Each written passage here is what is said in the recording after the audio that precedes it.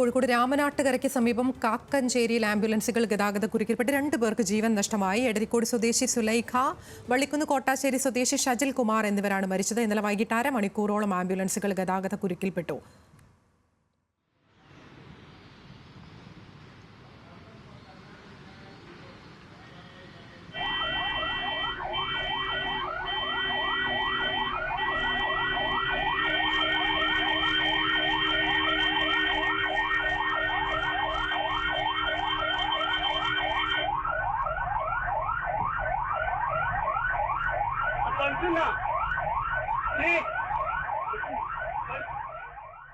ആഷിക്ക് തുടരുന്നുണ്ട്. ആഷിക്ക്, ഈ സാധാരണഗതിയിൽ ഈ ആംബുലൻസുകൾ വരുമ്പോൾ മറ്റു വാഹനങ്ങൾ ഒതുക്കി അതിനുള്ള ക്രമീകരണം ചെയ്തു കൊടുക്കുന്നതൊക്കെ നമ്മുടെ നാട്ടിൽ പതിവാണ്. അങ്ങനെയാണ് അതിൻ്റെ ഒരു സംവിധാനവും പോകുന്നത്. എന്തുകൊണ്ടാണ് ഇത്തരത്തിൽ ഗുരുതരമായൊരു വീഴ്ച ഉണ്ടായത്? അത്തരത്തിൽ ഒരു വാഹനങ്ങൾക്ക് ആംബുലൻസുകൾക്ക് പോലും സഞ്ചരിക്കാൻ പറ്റാത്ത രീതിയിലുള്ള രൂക്ഷമായ ഗതാഗതക്കുരുക്കാണ് ഇന്നലെ ഈ രാമനാട്ടുകര ബൈപ്പാസിൽ ഉണ്ടായതെന്നുള്ളതാണ്. കാരണം വലിയ ഗതാഗതക്കുരുക്ക് നേരത്തെ സൂചിപ്പിച്ച താമരശ്ശേരി ചുങ്കത്തിന് സമാനമായ രീതിയിൽ വലിയ ഗതാഗതക്കുരുക്ക് ഈ രാമനാട്ടുകരിൽ അനുഭവപ്പെടുന്നുണ്ട്. നേരത്തെ സൂചിപ്പിച്ചതുപോലെ തന്നെ അവിടെ ദേശീയപാതയുടെ പണി നടക്കുന്നുണ്ട്.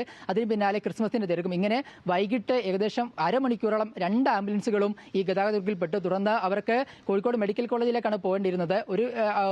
2 ആംബുലൻസുകൾ, ഒന്ന് കോട്ടക്കിൽ നിന്ന് കോഴിക്കോട് മെഡിക്കൽ കോളേജിലേക്കും മറ്റൊന്ന് ചേളാരിയിൽ നിന്ന് കോഴിക്കോട് മെഡിക്കൽ കോളേജിലേക്കുമാണ് പോയിരുന്നത്. പക്ഷേ ഈ ഗതാഗതക്കുരുക്കിൽ കുടുങ്ങിയതോടെ തന്നെ അവർ 2 ആംബുലൻസുകളും ഫറൂഖിലെ സ്വകാര്യ ആശുപത്രിയിൽ പ്രവേശിപ്പിച്ചു. പക്ഷേ ആ ആശുപത്രിയിൽ എത്തിച്ച സമയത്തിനുള്ളിൽ 2 പേരും മരണപ്പെടുന്ന സാഹചര്യമാണ് ഉണ്ടായത്.